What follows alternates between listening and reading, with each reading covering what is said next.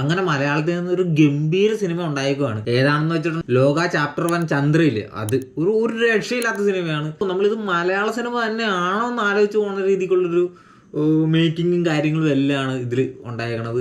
ഞാനിപ്പോൾ കണ്ടിട്ട് വന്നേ ഉള്ളൂ, ത്രില്ലടിച്ചിരിക്കുകയാണ്. ഇതിനെക്കുറിച്ച് കൂടുതൽ പറഞ്ഞിട്ടുണ്ടെങ്കിൽ അതിൻ്റെ ഫുൾ കാര്യങ്ങളൊക്കെ പറയേണ്ടി വരും. അപ്പോൾ സിനിമ കാണുന്നവർക്ക് ഭയങ്കര ബുദ്ധിമുട്ടായിരിക്കും. അപ്പോൾ നമ്മൾ പറയുന്നില്ല. പക്ഷേ എൻ്റെ അഭിപ്രായത്തിൽ ഇത് ബെസ്റ്റ് സിനിമ, ഞാൻ കണ്ടതിൽ വെച്ച് ബെസ്റ്റ് സിനിമ. നമ്മൾ നേരത്തെയൊക്കെ പറയില്ലേ ബാഹുബലി, ഇത് KGF, നമ്മുടെ പൃഥ്വിരാജ് നേരത്തെ പറഞ്ഞിട്ടുണ്ട് നമ്മൾ മലയാളത്തിൽ നിന്നും KGF ഒക്കെ വരും എന്ന് പറഞ്ഞല്ല, വന്നു. അതേപോലെ ആ പറഞ്ഞതിനൊരു വാക്കുണ്ടല്ലോ, ആ വാക്കിനെ നമുക്ക് ഒരു സ്ട്രോങ് ആയിട്ട് പിടിക്കാൻ പറ്റിയൊരു സിനിമ. സൂപ്പർ ഹീറോ മൂവിയാണ്, കുറച്ച് മിത്തും കാര്യങ്ങളും ആ രീതിയിലൊക്കെ നമുക്ക് ഇഷ്ടപ്പെടുന്ന ആൾക്കാരുണ്ടെങ്കിൽ എന്തായാലും പോയി കാണണം. എനിക്ക് എന്തായാലും ഭയങ്കരമായിട്ട് ഇഷ്ടപ്പെട്ട്. ഞങ്ങളുടെ കൂടെ കണ്ട കുറച്ച് പേരുണ്ടായിരുന്നു, അവർക്ക് എല്ലാവർക്കും ഇഷ്ടപ്പെട്ടിട്ടുണ്ട്.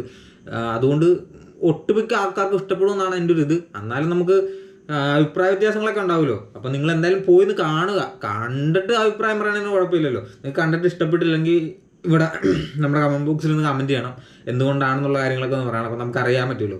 എന്തായാലും ഞാൻ കണ്ടതിൽ വെച്ചിട്ട് ഒരു ബെസ്റ്റ് സിനിമ, നല്ല ബെസ്റ്റ് എന്ന് പറഞ്ഞാൽ പറ്റില്ല.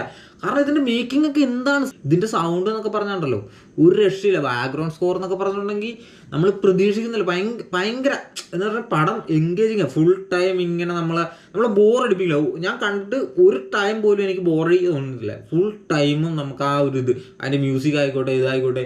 പിന്നെ എടുത്തു പറയാനായിട്ടാണെങ്കിൽ കല്യാണി പ്രിയദർശനൊക്കെ ഭയങ്കരമായിട്ടാണ് പെർഫോം ചെയ്തിരിക്കുന്നത്. പിന്നെ നെസ്ലിനുണ്ട്, നമ്മുടെ മറ്റേ ചന്തു ഉണ്ട്, സലീം കുമാറിൻ്റെ മകൻ.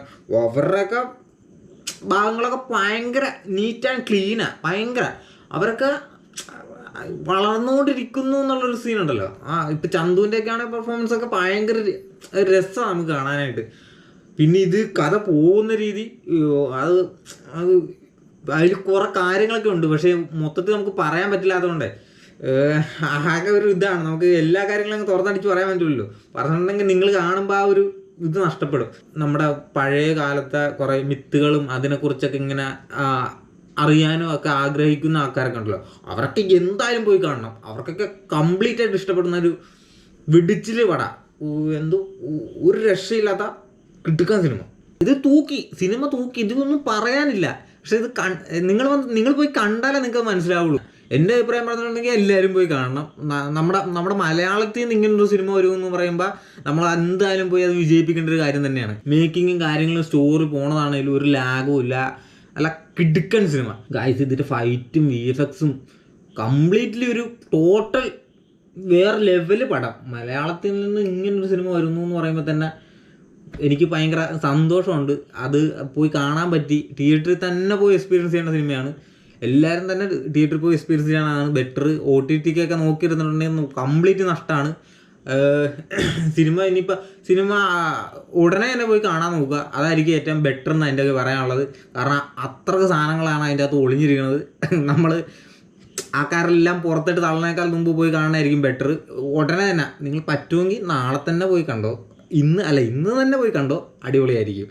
അങ്ങനെ ഇത്രയും മനോഹരമായിട്ടുള്ളൊരു സിനിമ, മനോഹരം എന്നൊന്നും പറയാൻ പറ്റില്ല, മനോഹരമല്ല, എന്താ പറയുക, എനിക്ക് പറയാൻ വാക്കുകളില്ല. ഇത്രയും നല്ലൊരു സിനിമ തന്ന ഡൊമിനിക് അരുണിന് നമ്മൾ പറയാതിരിക്കാൻ പറ്റില്ല.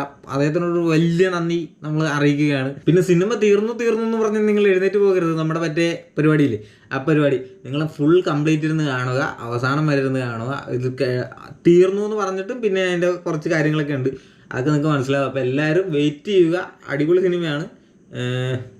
അപ്പോൾ ഭയങ്കര സന്തോഷം.